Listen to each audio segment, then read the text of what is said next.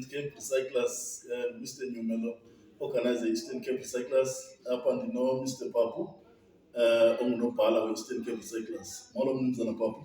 Molo mseni kunjani? Siyaphila thina siphethe umbele njani na? Siyaphila khodo. Very good. Nisixelela ngento nibiza uba yi-merit system Eastern Cape Recyclers. Ndingathanda uke uthi gabalala nje ukwenzela uba abasebenzi abachole ukuba bazi ngale nto kuthiwa yi-merit system uba isebenza njani. Enkosi kakhulu. Masikhumbule okokuqala into yokubana i-waste collectors, waste pickers, Yes. abantu ke basitholela i-waste. Ngabona abantu babalulekileyo kule nto ye-waste management. Okay. Kahle ngabona abantu esibaxabisileyo kuyo yonke le system yethu yokuqola kwemfuyo. Ngoba ngabona abantu babenza umsebenzi. So into eyenzekayo is that abantu kufuneka ukuqala ubuyisele isidima kumsebenzi abawenzayo. Okay, very good. Buyisele isidima kumsebenzi abawenzayo. So i-lariat system le ubuza ngayo ke ikho uzoncedisa loo nto. Okokuqala kubalulekile ukubana xa besebenza abantu abachola i-waste noko bafumane isinxibo esifanelekileyo esizobakhusela nabo kwizinto ezihlabayo njalo njalo. Babe nezihlangu ezifanelekileyo, ii-gloves, babe ne-reflectors, ii-overalls and so on. Okay. Kubalulekile zibe khona ezo zinto ezo. Okwesibili, kubalulekile into yokubana xa beyowuthengisa i-waste yabo bebeyichola babhatalwe imali efanelekileyo. Ngamanye amazwi bangaqhatheki.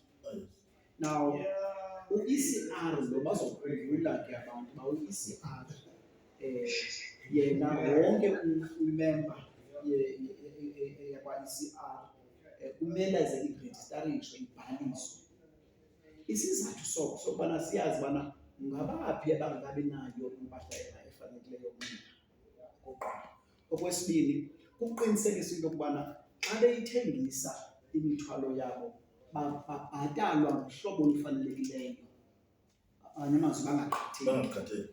Okwesithathu, le system iyakwazi ulandelela ukubana umntu ngamnye uzise i-waste engakanani. Mhlawumbi xa idibene inyanga yonke, mhlawumbi uyaweza nakabini kathathu evekini, idityaniswe yonke. Iyawuthi xa kuphela inyanga idityaniswe yonke ngokulaa weight ebeze nayo. Ze kube khona imali azayifumana ephezu kwale kubana ebeyifumene. Ngamanye amazwi le beyifumene imali ngokuthengisa yenye imali ngoku le azayifumana. Masithi ngesiNgesi ke yi-percentage yomthwalo ebewuzisile. Into efana nobubhonasi ngolo hlobo azayifumana. Now ayenzeki ke loo nto xa ungakhange ube urejistarishiwe. Funeka ube urejistarishiwe kwenza ubana wazeke. Ifana nokubana ube ngummi wase-South Africa kodwa ungabi nayo i-ID. Loo nto ikwenzela into yobana ungakwazi ufumana neegranti ezikwa-SASSA ngoba kaloku awaziwa. So funeka urejistarishiwe, waziwe ungubani. So u-ECR ke ukwiphulo lokubana wonke i-waste picker ekhoyo apha e-Eastern Cape ibe i-registered ukwenzela into yokubana izokwazi ukufumana la maqithiqithi afumanekayo engazukwazi ukuwafumana xa ingakhange bayibhalisiwe yafumana yonke le nto. Bawuthi ke ngoku babe rejistarishiwe umntu afumane ikhadi. Khadi elo kuzawuba lula noba neemali zakhe zibhatalwe kweli khadi. Lilula ke ukusebenzisa ngoba uzawuxelela xa sowufumana ubana uyakwazi uya kwa-Pick n Pay, kwa-Boxer, kwa-Usave njalo njalo. Ukhupha imali uba uyafuna or uthenge igrosari ukuba uyafuna ngala makhadi. So ibalulekile loo nto leyo. And iyasinceda nobana siyazi ubana ngabaphi aba-active, ngamanye amazwi abasebenzayo nabasayekayo usebenza, ukwenza ubana sihoyane naba basebenzayo. So kubalulekile ke ukubana wonke umntu abe uyabhalisa so that azokwazi ubana afumane wonke la malungelo sithetha ngawo. Ngoba ndicinga ubana andime ke okwangoku. Eastern Cape niyazivela nani kukhona amaqithiqithi ndithuswa into uba mna kube khona imali iipesenteyiji ezafumaneka ngaphandle kwale uyiweyileyo. Izindaba ezimnandi kakhulu ezi. U-ECR lapho uzoniphucula kuze uthi ubuzokugqibela uyakwazi ukuthengisa umthwalo wakho kwi-buyback centers e-Eastern Cape uba ungekho registered?